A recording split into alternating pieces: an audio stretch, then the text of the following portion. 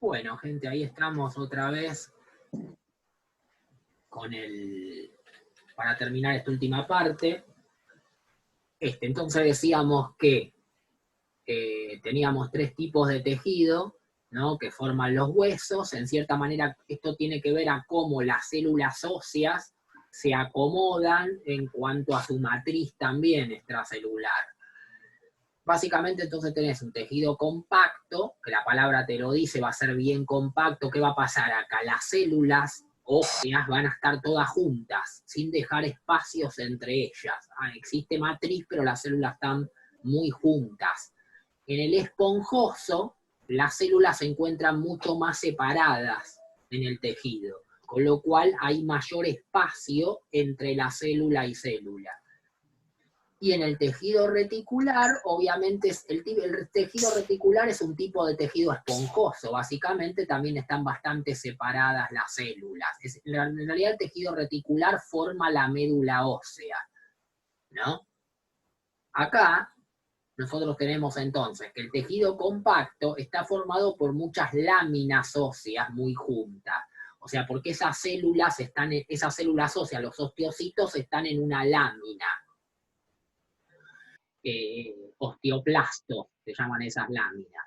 Entonces, esas láminas encierran a cada osteocito y están todos juntos. Entonces, forman un tipo de tejido compacto, se compactan y permite ser mucho más compactado, formando una capa periférica y continua, encerrando al tejido esponjoso y dándole protección. ¿Por qué es esto? Porque el tejido compacto, ya sea huesos largos, planos o cortos, predomina en la superficie. Siempre predomina en la superficie del hueso. Siempre tenés en la superficie tejido compacto y en el centro del hueso tejido esponjoso, que es el más flexible, por así de alguna manera. El tejido esponjoso está formado por lámina o trabéculas, porque los espacios que dejan esas células, que no están tan juntas, forma trabéculas o láminas. Esas trabéculas existen para distribuir las fuerzas de manera mucho más pareja.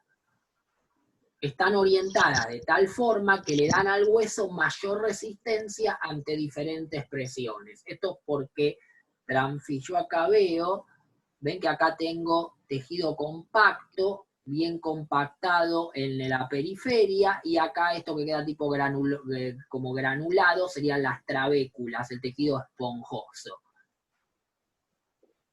que justamente forma ese tipo de trabéculas. Y las trabéculas óseas son esos espacios que dejan las células entre sí, y pues se puede disipar por ahí bien las fuerzas de compresión sobre el hueso, ¿no? Básicamente porque si vos estás en la cabeza del fémur, por ejemplo, y si vos acá tenés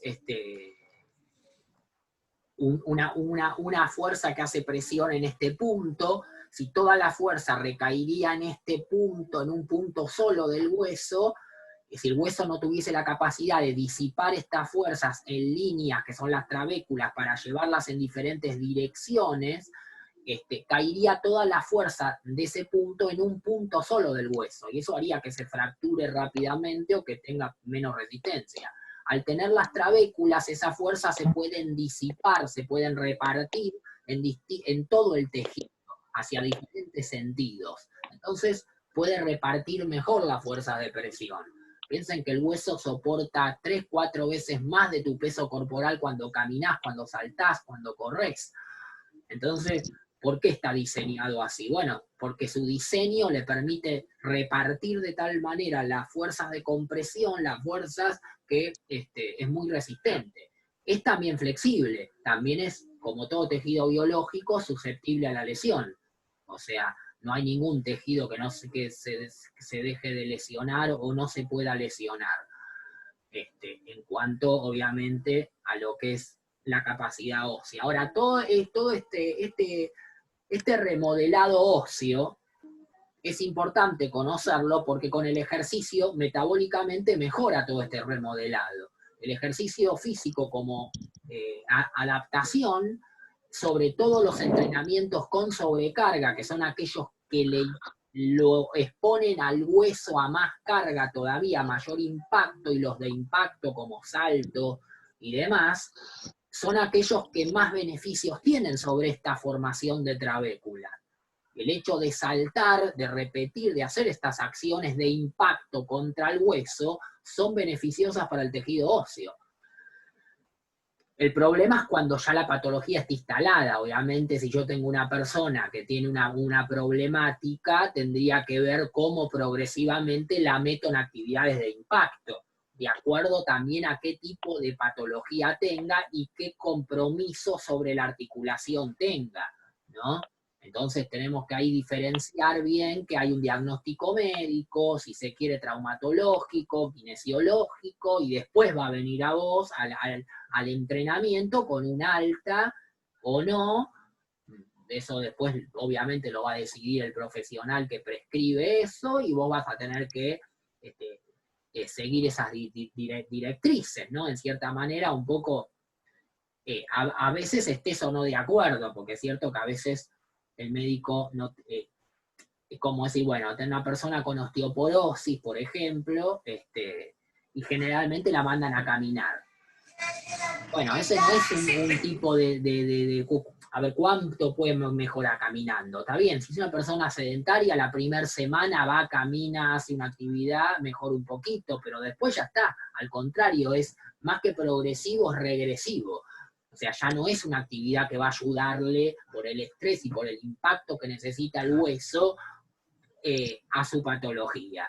Ahora, después hay que ver si no hay otra cuestión, por eso digo, o sea, siempre hay que tener en cuenta, obviamente, el conocer el metabolismo óseo y ver cuál es la patología, qué es lo que está comprometido y hasta dónde yo puedo poner impacto, sacar impacto sobre ese esqueleto de esa persona. Piensen que no todos los ejercicios tienen el mismo impacto, ¿no? No es lo mismo correr que subirte una bicicleta fija. Si hay algo que tiene la bicicleta fija, es sacar impacto sobre el tren inferior en cuanto a volcar todo el peso en lo que es la marcha, la carrera o el sprint o el trote, ¿no? Entonces la bicicleta de alguna manera saca peso, impacto a las extremidades a las extremidades inferiores, a las articulaciones de la extremidad inferior.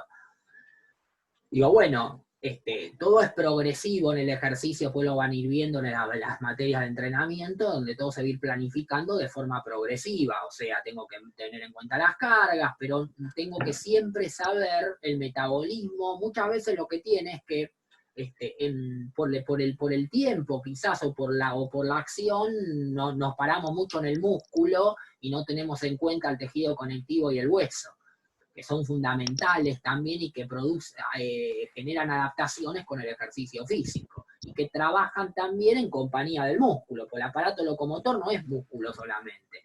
El órgano más activo es el músculo, pero después tenés también órganos muy activos metabólicamente que ayudan a la función del músculo, como es tener huesos bien fortalecidos en estas trabéculas que permitan repartir bien el peso corporal y las fuerzas aplicadas sobre el hueso. Entonces, siempre es bueno tener en cuenta el tejido óseo y el tejido conectivo a la hora de hablar de también otros tejidos además del músculo. Entonces, básicamente teníamos que se dividen en compacto y esponjoso, y siempre tienen que tener en cuenta el tejido reticular, es similar al anterior, pero con cavidades mucho más abiertas. Es el que recubre la médula ósea. Este canal que hay acá en el medio es el tejido reticular, las paredes. Es como el chocolate aéreo, vieron que tiene como deja agujeritos o pozos, es ese el tipo de tejido. Fíjense cómo acá en la vértebra te lo está marcando bien, todo lo verde es tejido compacto, y en el centro tiene esponjoso, lo marrón. Acá te lo está marcando en un corte de la escápula que es plano también, fíjense que hay doble capa de tejido compacto, viene en la superficie, y en el medio tenés el tejido esponjoso. Obviamente para darle mayor resistencia al hueso. Ahora, hay un tejido conectivo que recubre como lámina al hueso que se llama periósteo, que muchas veces se inflama y genera la periostitis, que es la inflamación de este periósteo. Es una membrana fibrosa y elástica que recubre toda la superficie externa de los huesos, con excepción de donde se encuentra el cartílago articular y en las zonas donde se inserta tendones y ligamentos. Ahí no hay periósteo. Si un ligamento se inserta en un hueso, no hay, ahí donde se inserta no hay periósteo, sino en todo donde no se inserta. Interviene la vascularización e inervación. Por el periósteo, por el tejido conectivo, entran los vasos que van a darle irrigación al hueso y los nervios que van a inervar ese hueso, ¿no? Justamente por eso el periósteo es muy doloroso, porque también hay muchas terminaciones nerviosas. Cuando se inflama el periósteo duele bastante, la periostitis duele bastante, igual que la trocanteritis y ciertas itis es inflamación en medicina o en todo lo que tenga que ver con inflamar todo ese tejido conectivo, porque ahí hay una inflamación que están trabajando ahí y eso genera compresión, edema, y eso genera presión de las terminaciones nerviosas libres, que generan el dolor, y de los nociceptores, y ahí se produce el dolor. Obviamente, es para tener en cuenta, en cierta forma, desde la patología, ¿no? Pero de lo que no es patológico, pero cumple funciones de nutrición y vascularización e inervación del hueso. El periósteo también es importante. Siempre hay un periósteo y más abajo hay un endósteo. El endósteo es otro tejido conectivo más interno. Endo de adentro, peri de periferia. Periósteo más periférico. Endósteo más adentro.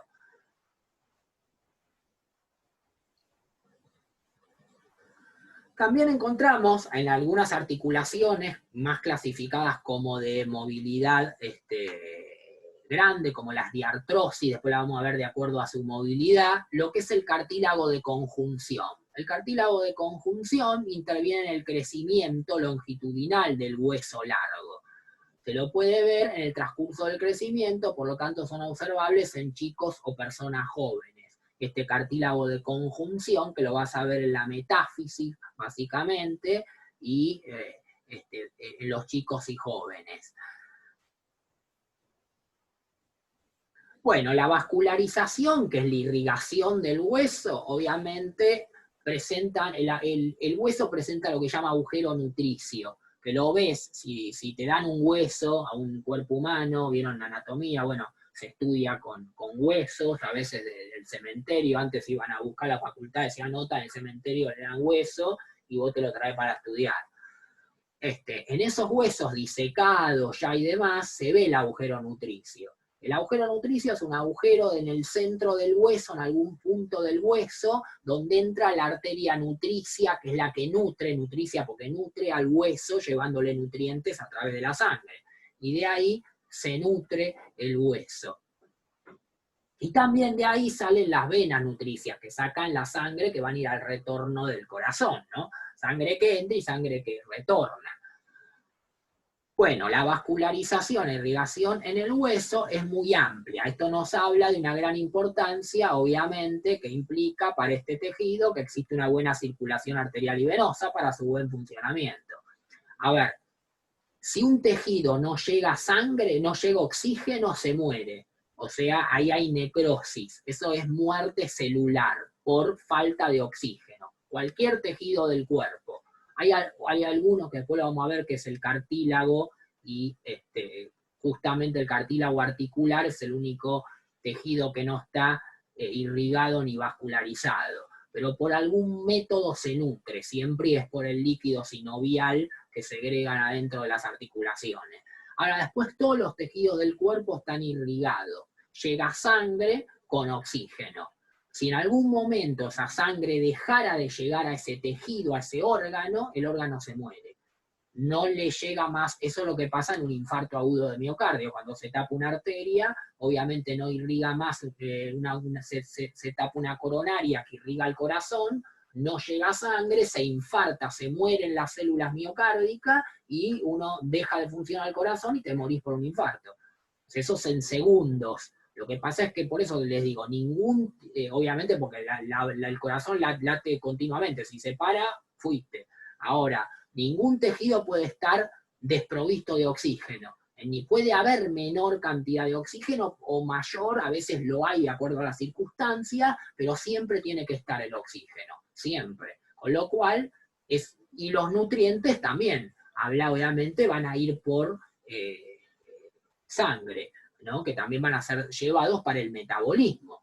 Por ejemplo, el calcio que toma la matriz, yo les había dicho que la matriz extracelular estaba formada por calcio y fósforo. ¿De dónde viene ese calcio y ese fósforo? De la sangre. Obviamente de la ingesta de la dieta, después se digiere, pasa sangre y la sangre lo llevará a los depósitos, dientes, huesos y demás, y también cierta cantidad va a seguir circulando en sangre. Entonces siempre por sangre tiene que estar vascularizado porque por ahí es donde van a llegar los nutrientes a los tejidos. Bueno, también existen en los huesos, muy importante, que los huesos, cuando uno los describe anatómicamente, existen accidentes. Accidentes son que el hueso no es siempre liso, va a tener saliencias, canales, apófisis, se llaman las saliencias, obviamente, que son accidentes óseos.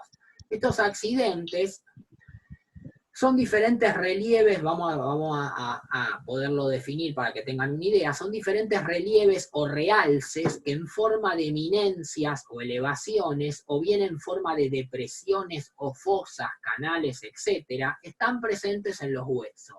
Estas pueden ser apófisis, tuberosidades, ¿no? Saliencias gruesas, redondeadas, crestas, rebordes muy marcados que tenga el hueso, cuello anatómico, cuello quirúrgico, en el caso del fémur y el húmero, ¿no? Que tienen una cabeza, el que en la cabeza le sigue un cuello. Bueno, son distintos nombres a los cuales se les va a llamar los accidentes. ¿Por qué hay estos accidentes en el hueso? Porque por ahí se van a insertar siempre músculos, en realidad se va a insertar tendones o fascia. Un músculo siempre se inserta en un hueso a través de tendón o fascia. Es lo mismo, es tejido conectivo, nada más que uno es más grueso que otro. La fascia está cuando el músculo necesita insertarse en una superficie muy ancha del hueso. En el glúteo mayor, cuando se inserta sobre el ilíaco, él lo hace por fascia. Por eso existe la fascitis del glúteo mayor, porque tiene que agarrar la fascitis, la inflamación de esa fascia. Pero tiene que agarrar mucha superficie ósea. El tendón de Aquiles, por ejemplo, no es fascia, es tendón, pero tiene que ir a un punto específico del calcáneo a insertarse. Entonces, eso es tendón. Donde ustedes pueden tocarse el tendón de Aquiles, lo agarran y es como un cordón bien grueso, fibroso. Entonces no es una fascia. La fascia es más laminar, o sea, de acuerdo a en qué superficie necesita insertarse.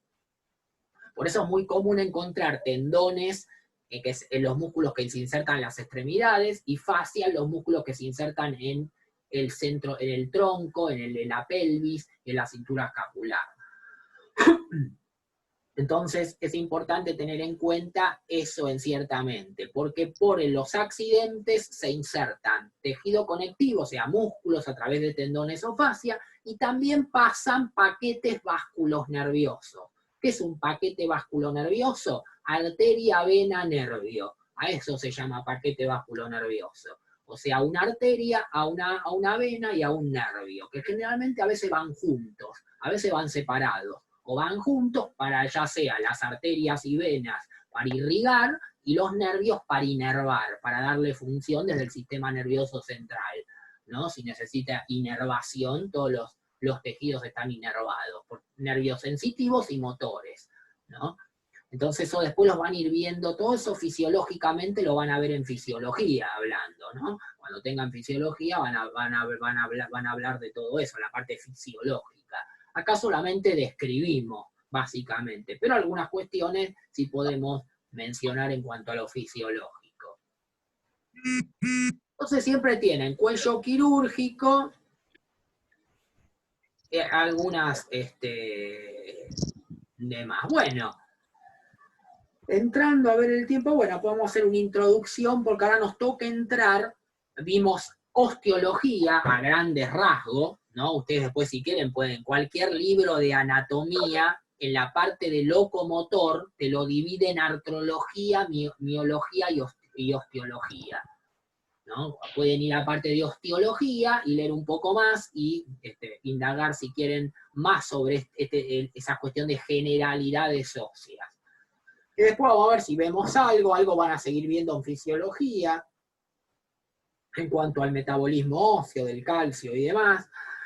Y ahora nos metemos en artrología, generalidades de las articulaciones, que justamente las articulaciones, para hacer esta introducción en este tiempo que nos queda, es la unión de dos o más huesos, ¿no? Dos o más huesos se van a unir formando articulaciones. Nuestro cuerpo está articulado, si no, no nos pudiésemos mover, ¿no? Y justamente la unión de dos o más huesos forman una articulación. Pero como les dije antes, el esqueleto es un armazón osteofibromiocardíaco. O sea, si yo quiero agarrar el húmero y meterlo adentro de la escápula, por el solo hecho de que se contacten los huesos, no va a quedar fijo, se va a caer, se va a salir. Entonces yo necesito, además de los huesos que se vinculan para formar la articulación, necesito tejido conectivo, necesito partes blandas, que generalmente se las llaman. O sea, cuando vos tenés una articulación, sabés que es la unión de dos o más huesos, y que comprende complejos de partes duras y partes blandas. Las partes duras son las superficies articulares, o sea, la parte del hueso que entra en vinculación con el otro. O sea, la cabeza del húmero adentro de la cavidad glenoidea de la escápula, en la articulación glenohumeral. Entonces, la parte dura serían las superficies articulares. Ahora, eso necesita de tejido conectivo para quedar bien sujetado ahí. Entonces, existen partes blandas. Las partes blandas es el tejido conectivo y cartilaginoso, fibroso y cartilaginoso, que puede unir a las superficies articulares, que justamente son las partes duras. Las superficies articulares son las superficies de los huesos que se van a vincular formando la articulación, ¿no? Por ejemplo, acá vamos a ir un ejemplo, si encontramos acá, a ver en dónde... Ven, por ejemplo, acá tenemos la escápula y vemos acá la cavidad glenoidea. Esta cavidad que ven acá, en esta imagen creo que están viendo mi mouse que se está girando, espero, si no, bueno, acá en la imagen a su derecha tienen una cavidad donde va a encajar la cabeza del húmero. Ven ahí, la cabeza encaja en esa cavidad. Entonces, la cavidad, ¿no? Esa superficie de la cavidad, más la cabeza humeral, son las superficies articulares, las partes duras del hueso, que van a vincularse para formar la articulación. Pero todo eso va a necesitar tejido conectivo. Si no, fíjate, así como está el tipo parado, si no hubiese tejido conectivo, ¿qué pasa con esta cabeza? No es que calza justo la cavidad, se caería el brazo al piso.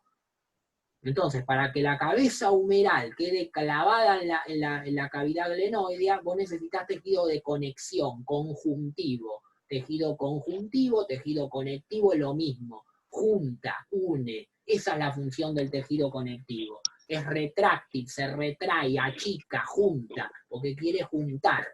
Y justamente esa retractibilidad del tejido conectivo muchas veces va en contra de la movilidad, porque yo digo, bueno, estas dos superficies articulares se tienen que juntar, se tienen para que se puedan mover, pero para que se puedan mover también tengo que tratar de que no esté muy retraído el tejido conectivo, porque si no se tiende a achicar, a retraer, y me limita el movimiento.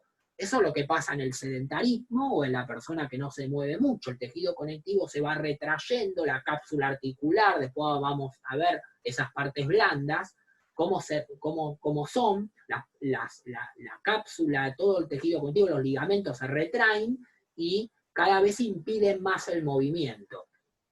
Vos al tejido conectivo, si no te movés, estás ayudando a que cada vez se haga más fuerte, más firme, y impida el movimiento, porque la función del tejido conectivo biológicamente es proteger, conectar, juntar. No le gusta mucho el movimiento. Ahora las articulaciones se hicieron para movernos. El tema es que, bueno, los músculos sí les gusta el movimiento. Entonces yo tengo que accionar los músculos, ¿no? Para poder moverme y desde ahí tener un tejido conectivo con una función de protección, de sostén, pero óptima, ¿no? Si yo no me muevo, la retractibilidad del tejido conectivo va a limitar mis movimientos y va a empezar a traer complicaciones a nivel articular y degeneraciones a nivel muscular también, ¿no? Porque si yo no me muevo, el músculo... tengo dos opciones. Si no me muevo, favorezco al tejido conectivo, pero le digo al músculo que se vaya desintegrando, porque la función muscular biológica es el movimiento.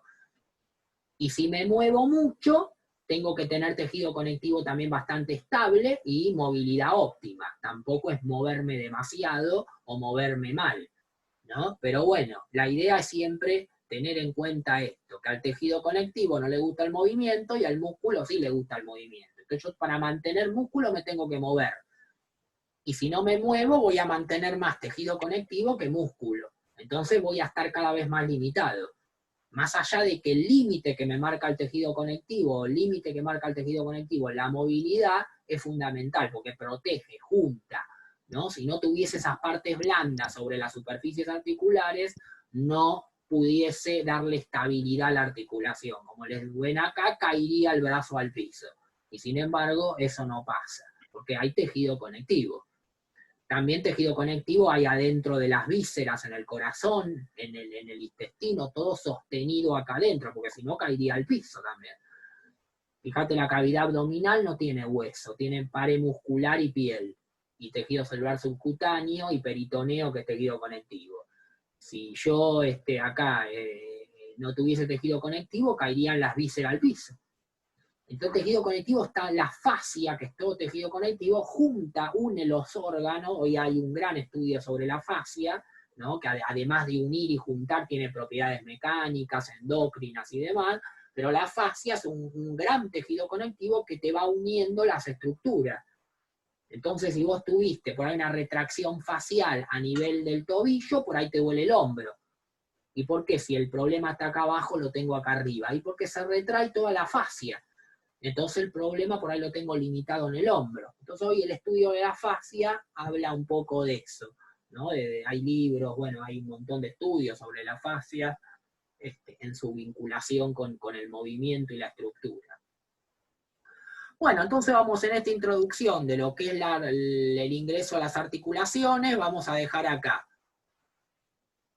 Para ya después meternos, esto va a ser importante, lo de las articulaciones, porque nosotros nos vamos a basar más acá, en lo que es artrología, porque nos interesa el movimiento. ¿Qué músculo hace en cada movimiento? ¿Cómo se agrupan los músculos? ¿Qué tipo de articulación es? ¿Qué tipo? Nombre anatómico, tipo y género, superficie articular, medio de unión, movimientos que permiten. Y después buscarle los músculos que hacen ese movimiento.